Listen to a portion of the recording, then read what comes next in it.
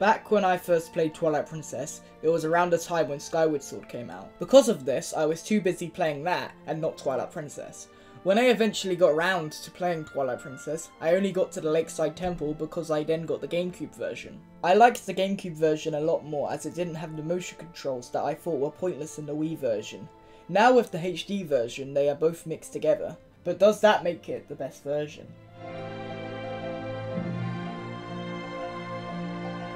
In case you don't know the story, I'll just give you the rundown of the start. The story starts off with Link running an errand to go to Hyrule Castle, but he then finds out the whole of Hyrule is covered in Twilight. As he finds out about the Twilight, a load of Bokoblins kidnap some of his village members, and he has to go and find them. He then needs to find these Tears of Light to bring the spirits of Hyrule back to full power and get rid of the Twilight. Once he does that, he needs to gather up the 3 fused shadow pieces to stop Zant, the guy who's making all the Twilight.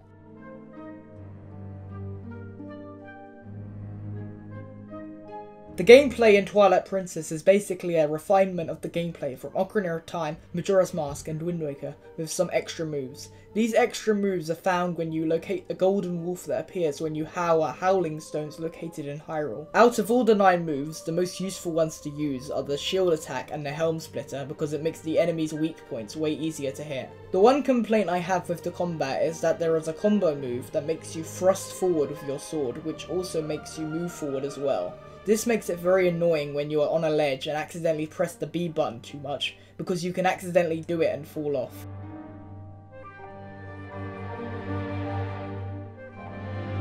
As this is a remaster of the existing Twilight Princess, there are bound to be some changes made to the game to make it easier or better. The most noticeable one I saw was that they made the caves a lot brighter. In the original, you basically had to use your lantern the whole time you were in the cave because of how dark it was. In the HD version, I found myself only using the lantern to set fire to the cobwebs because of how much lighter it was. Another thing they improved was the amount of rupees you can hold. In the original, you could only hold 300 at the start, and 600 when you caught one bug, and 1000 when you caught all the bugs. In the HD version, it basically has gone up 1, with you starting at 600, having 1000 when you catch one bug, and getting 2000 when you catch all the bugs. There is also another wallet you can get with the Wolf Link Amiibo, but I will talk about that later.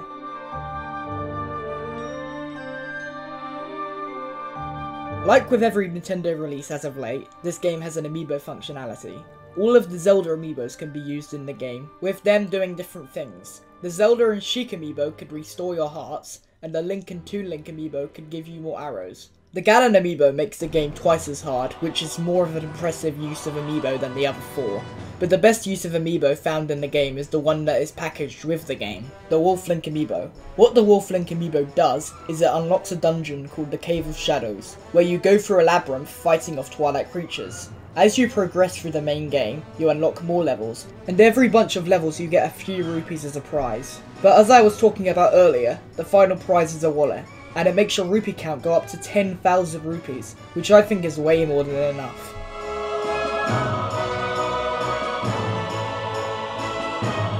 Because I only played the first 3 dungeons back when I played it on the Wii and GameCube, I didn't like it that much. But now I have played through the whole game with the revisions, I think it's actually pretty good. It does have some errors, like how there is way too many pose and heart pieces in the game, and how the first 2 dungeons are kinda dull. But other than that, the dungeons are pretty good, with Arbiter's Grounds being amazing. I thought the caves were alright, even though they were a bit overdone. And overall, it is a Zelda game.